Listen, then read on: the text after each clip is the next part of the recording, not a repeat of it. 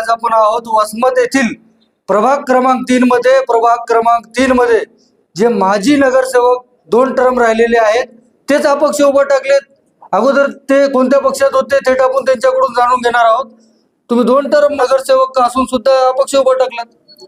मी 2 टर्मचा नगरसेवक असून पक्षांनी मला जाणून बुजून हितसंबंधाला जोपासून त्यांनी माझं तिकीट प्रेशर आणून कमी केलं. त्याच्यामुळं मी प्रभागामध्ये जवळपास 150-200 लोकांशी संपर्क साधला आणि त्यांच्याशी चर्चा केली. त्यांना त्यांची माहिती घेतली, त्यांना विचारपूस केली. त्यांनी सांगितलं की बाबा तुम्ही अपक्ष उभा राहा, आम्ही तुमच्यासोबत ताकदीने उभे आहेत. म्हणून त्यांनी सांगितल्यामुळं मी प्रभागामध्ये उभा आहे.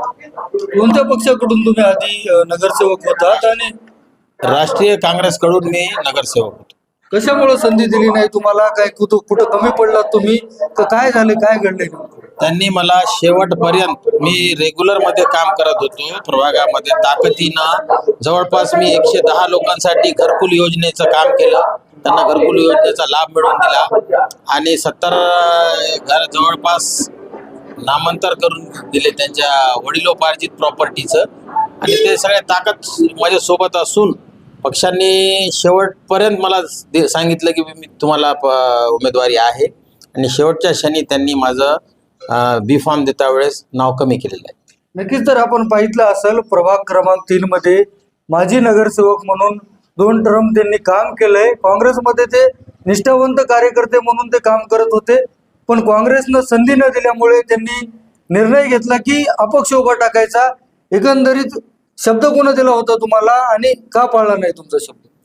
आमचे जे नेते आहेत, ते नेते वसमतचे जे नेते आहेत, त्यांनी शब्द दिला होता की बाबा तुम्हाला तिकीट भेटणार. त्या आशेवर मी शेवटच्या घडीपर्यंत त्यांचा विचार केली, त्यांना फोन केलं, पण त्यांनी मला तिकीट नाकारलं. मग मी आता दुसरा पर्याय नव्हता, कारण मी जनसामान्याचं काम करणारा, तळागाळातील काम करणारा कार्यकर्ता आहे. म्हणून मी नाईलाजानं मला अपक्ष उभं राहून मी वरिष्ठांशी संपर्क साधला त्यावेळेस. म्हणजे वेळ फार कमी असते ना, बी फॉर्म लावण्याचं जे वेळ राहते तितक्या काळामध्ये आपण बी जाता येत नाही. पण वरिष्ठांना मी फोन दूरध्वनीद्वारे संपर्क साधला. त्यांना माझं जे होतं अडचण ते सांगितली. त्यांनी म्हणले बाबा आता तर वेळ गेली, आम्ही आमचा प्रयत्न करायलो. मी म्हणलं त्यांना की अशा कार्यकर्त्याला डावलल्यामुळंच काँग्रेस पक्षाचं जे हाल होत आहे देशभरात, राज्यात, ते हीच परिस्थिती प्रत्येक मतदारसंघातली असू शकते असं मला वाटते. किंवा जाणून बुजून जे काम करणारा कार्यकर्ता आहे त्याला जाणून बुजून पक्ष तिकीट नाकारते. तर त्याच्यासाठी मला बी संधी आहे लोकांसमोर जाण्याची आणि मला पूर्ण विश्वास आहे की मी इथून भरघोस मताने निवडून येणार. त्याच्यात कोणतेही दुमत नाही. नक्कीच. कोणी नेत्यांनी काँग्रेसचा शब्द दिला होता, शब्द पाळला नाही? इथं एकच आहे ना, दुसरा काही विषयच नाही ना, कारण त्यांच्याशिवाय दुसऱ्याकडे जायचा विषय येत नाही. त्यांनाच आम्ही बोलतो. आणि मी विशेष म्हणजे माझ्यासोबतचे 2 नगरसेवकांनी पक्षांतर केलं, म्हणजे काँग्रेस सोडून दुसऱ्या पक्षात प्रवेश केला. मीच एक असा नगरसेवक आहे की त्यांच्यासोबत मी नेहमी एक निष्ठेने राहिलो. त्यांना कोणत्याही प्रकारचं त्यांनी जे म्हणलं तेच आपण फायनल करत. तरी त्यांनी त्याचं मला दुःख आहे आणि ते राहील की बाबा मी पूर्णपणे इमाने इतबारे सोबत राहून त्यांनी मला शेवटपर्यंत सांगितलं की तुमचं तिकीट आहे, तुमचं तिकीट आहे. तर मलाच कळलं नाही, कारण काँग्रेसमध्ये कसं आहे, माझी 2 पिढ्या गेलेल्या आहेत. त्याच्यामुळे मला म्हणजे काँग्रेस माझ्या मालकीची नाही किंवा कोणाच्या एखाद्या मालकीची नाही, हे सगळ्यांनी मिळून केलेलं पक्ष बांधणी केलेला उपाय.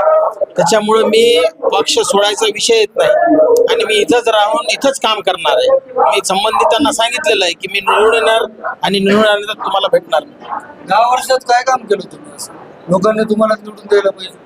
मी 10 वर्षामध्ये जे काम केलं ते आताच मी यापूर्वी तुम्हाला इथं सांगितलं की बाबा प्रभागामध्ये फार सामान्य कामं असतात की जसे शासनाकडून आलेल्या घरकुल योजना असो, घरांचे नामांतर असो, त्यांच्या घरपट्टीमध्ये काय त्यांच्यावर अन्याय झाला ती कमी करणे, ते सगळे पूर्ण कामे मी ताकदीनं केलेले आहे आणि त्या आधारावर मी उभा आहे.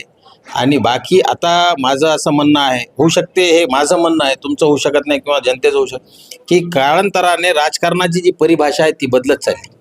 म्हणजे 15 वर्षाखाली कार्यकर्त्याची जी अपेक्षा होती त्याच्यावरून थोडीशी वेगळी झाली. कारण आज कसं झालं की प्रत्येक कार्यकर्त्याला वाटते की बाबा आपण बी व्यवसाय करावं, उद्योग करावं. तर त्याच्यासाठी मी या सगळ्या लोकांसाठी जे मुद्रा लोन आहे किंवा मेक इन इंडिया मार्फत जे शासनाकडून आहे त्या योजना सगळ्या माझ्या प्रभागामध्ये विशेष म्हणजे टेलरिंग काम करणारे, टाईल्स काम करणारे, RCC काम करणारे जे कॉन्ट्रॅक्टर आहेत त्यांना आपण आर्थिक मदत शासनाकडून कशी करता येईल ते आपल्याला यांना करून द्यायची आहे. आणि माझ्या स्वतःच्या बजेटमध्ये मी केलेलं आहे की एक 50 लाख रुपये खर्च करून विनाव्याजी बँक विशेष इथं म्हणजे जे महिला भगिनी वगैरे आहेत किंवा दुसरे लोक आहेत की गटामार्फत त्यांचं शोषण होते आहे ते शोषण थांबविण्याचं काम मी करणार आहे.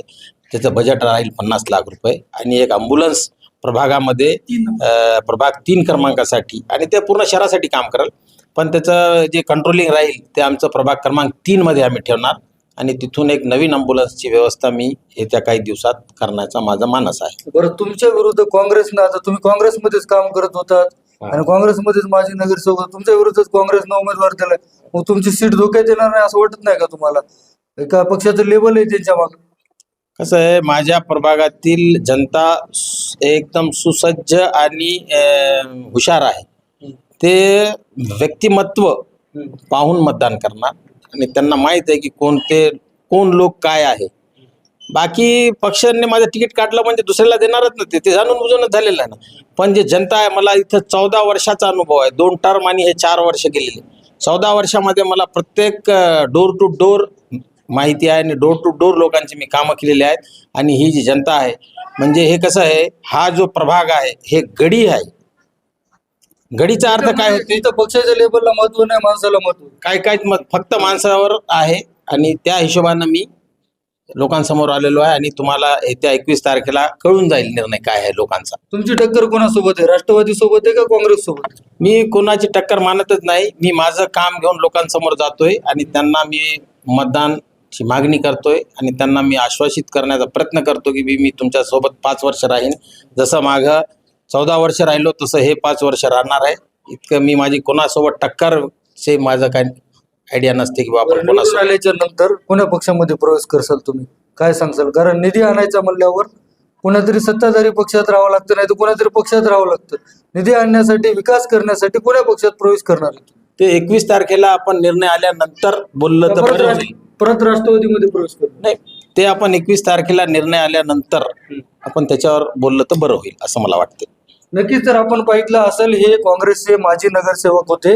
एकंदरीत पाहायला गेलं तर काँग्रेसनं यांना संधी न देता धोका दिलाय, शब्द दिला होता पण शब्द पाळला नाही. त्यामुळे यांनी अपक्ष लढण्याची तयारी केलेली पाहायला भेटते. आणि आता 21 तारखेला जनता कोणाला संधी देणार हे देखील पाहणं तितकंच महत्वाचं आहे. देवा सपटे, DC9 मराठी न्यूज, वसमत, हिंगोली.